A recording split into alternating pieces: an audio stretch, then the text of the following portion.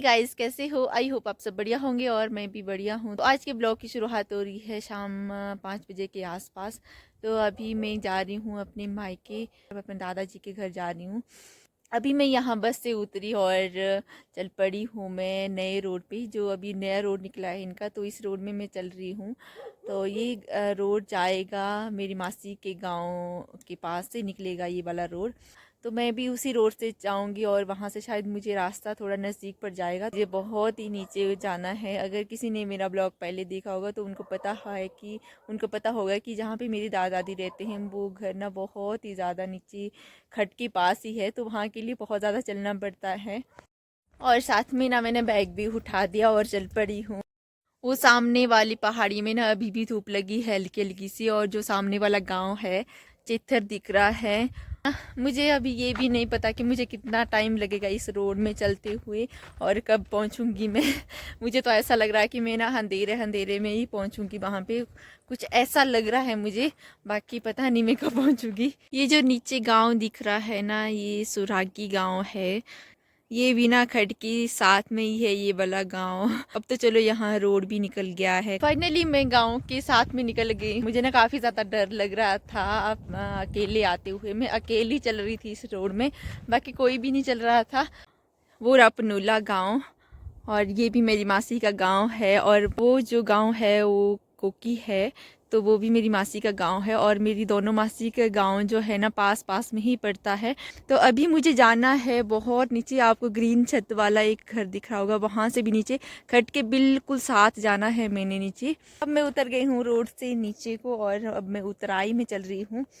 और उतराई में गांव तक तो मुझे फिर भी रास्ता पता है कि गांव तक कहाँ से जाना है, और गांव से नीचे कहाँ से रास्ता है वो मुझे नहीं पता है। तो वो पूछने के लिए मैं मम्मी को कॉल करूँगी थोड़ी देर में, जैसे ही मैं गांव के पास पहुँचूँगी। अगर मुझे कोई मिला वहाँ पे तो मैं उनसे पूछ लूँगी, अगर कोई नहीं मिला तो फिर मैं मम्मी को फ़ोन करूँगी। और ये रास्ता ना उबड़ खाबड़ है चलने को। मुझे ना लग ही रहा था मैं गलत रास्ते से जा रही हूँ। तो जब मैंने मम्मी को फ़ोन किया तो मम्मी मुझे बता रहे कि तू ना बिल्कुल गलत रास्ते पे चली गई है। तो यहाँ पे देवता है जय प्रभु जी, पता नहीं कौन प्रभु जी है, जय हो प्रभु। तो अब मैं जा रही हूँ फिर से उसी साइड को, जिस साइड से मैं आई उसी साइड को जा रही हूँ मैं, क्योंकि रास्ता कहीं और से था और मैं गई कहीं और से। सच्ची बात है कि मैं ना ऐसे अकेली कभी नहीं आई हूँ। तो अब ना मुझे आना पड़ रहा है कभी कभी अकेले भी। तो मुझे रास्ते का बिल्कुल भी पता नहीं है कि कहाँ कहाँ से रास्ता है। तो मुझे पूछ के ही निकलना पड़ता है कि कहाँ कहाँ से निकलूँ। तो अभी भी मैं गलत ही गई थी। तो चलो अब मैं वापस जा रही हूँ और आगे देखते हैं कहाँ से मुझे सही से रास्ता मिलेगा। तब तक ऐसे ही पैदल चलते रहेंगे। पैदल तो वहाँ से भी चलना पड़ेगा, तब तक मुझे थोड़ा सा रास्ते को ढूंढते हुए निकलना पड़ेगा। फिर वहाँ से एक ही रास्ता होगा। फिर मैं घूम फिर के फिर से पहुँच गई हूँ रोड में। रोड पहुँच के थक गई हूँ मैं, अब घूम फिर के वहीं पहुँच गई हूँ मैं। अभी ना रोड यहीं तक निकला है, तो यहाँ पे स्टॉप हुआ है रोड। तो यहाँ पे है मशीन खड़ी हुई। एक रास्ता तो मुझे मिल गया है, तो शायद यही रास्ता होगा, मुझे यही लग रहा है। तो इसी रास्ते से चलती रहूँगी मैं। और जूतों के हालत देखो क्या हो गए, साथ में कपड़ों के हाल भी। फाइनली मुझे रास्ता मिल गया है। जिस रास्ते से मैं आई वही रास्ता था।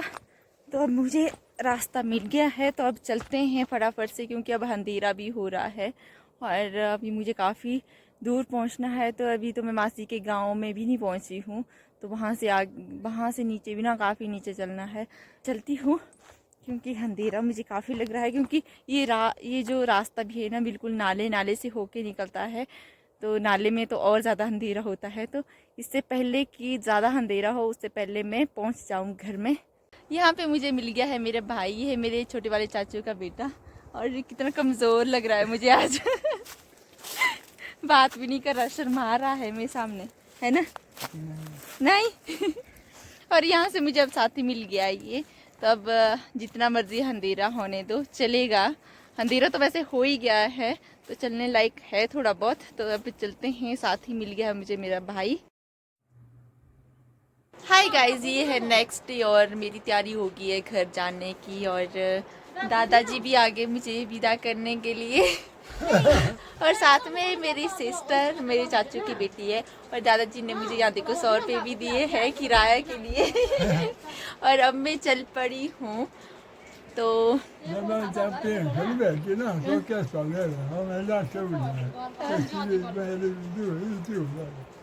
दादाजी बता रहे हैं सर कि मैंने और भी पैसे देने थे, थोड़े कम है ये, क्योंकि अभी दादाजी की पेंशन नहीं आई है। अगर आई होती तो शायद मुझे 500 भी मिल सकते थे। ये मेरे छोटे वाले चाची। और अब मैं चल पड़ी हूँ घर को। अब मैंने खाना खुना खा लिया है, चाची ने खाना बना दिया था, बहुत स्वादिष्ट खाना बनाया था। और खाना खा के मैं फ्री हो गई हूँ। और ये है मेरी सिस्टर, मेरे चाचू की बेटी। रात को हमने 11 बजे के आसपास तक गप्पे मारी, तो अब जाना भी पड़ेगा, नींद भी पूरी नहीं हुई होनी। तो चलो अब चलते हैं, बाय बाय दादाजी, बाय। अब मैं चल पड़ी हूँ फिर से रोड की साइड। और रोड पहुँचते पहुँचते ना मुझे बहुत ही टाइम लगने वाला है। अभी तो मैं लगभग 5 ही मिनट चली हूँ और यहाँ तक कि मैं थक गई, क्योंकि ये ना सीधे ही चढ़ाई चढ़ने को है, बिल्कुल भी ना उतराई है ना प्लेन चढ़ने को है, बिल्कुल चढ़ाई चढ़ने को है। यहाँ पे ना अभी भी देखो धूप नहीं लगी है, आसपास तो लगी है पर यहाँ पे बिल्कुल भी धूप नहीं लगी है, क्योंकि यहाँ पे धूप ना बहुत लेट आती है। चाची वगैरह बता रही थी मेरी, लगभग 12 बजे धूप आती है। तो अभी यहाँ पे धूप आने को 2 घंटे हैं, 2 घंटे बाद धूप आएगी यहाँ पे। जब वो नीचे सामने अगर आपको थोड़ा थोड़ा बीच में घर दिख रहे होंगे दो, तो वो है मेरा मायका। और साथ में देखो खड बह रही है, बिल्कुल खड के पास ही है।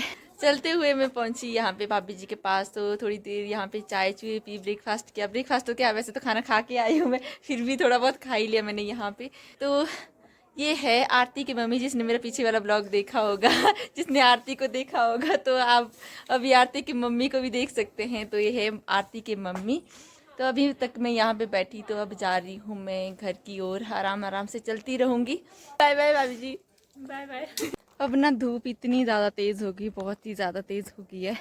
1 घंटे के आसपास में भाभी जी के पास बैठी थी, तो सबको ना इतनी तेज़ धूप हो गई थी। और मुझे भी ना बहुत ज़्यादा गर्मी हो रही है इस टाइम। और ऐसा मन करा ना जैकेट को उतार दूँ मैं, इतनी गर्मी हो रही है। देखो यहाँ पे भेड़ बकरी चराने आए हैं, तो कितना छोटा सा भेड़ू है यहाँ पे, भागी रामी से। और उस साइड भी कितनी सारी भेड़ें हैं यहाँ पे। इस भेड़ू ने ना मुझे इतना डरा दिया, बहुत ही ज़्यादा। मैं ना डरते डरते आई हूँ यहाँ से। मैंने 3-4 बार तो इसके पास ही बैठ गई, मुझे लग रहा है कहीं मारेगा तो मेरे को ना यहाँ से नीचे फेंक देगा सीधे ही। तो बहुत डरते डरते आई हूँ मैं। तो एक बार ना मुझे मारा है खड्डू ने, तो तब से ना मुझे बहुत ज़्यादा डर लगती है। वो सामने रहा चलावड़ी गांव, तो इस गांव से होके मैं आई हूँ।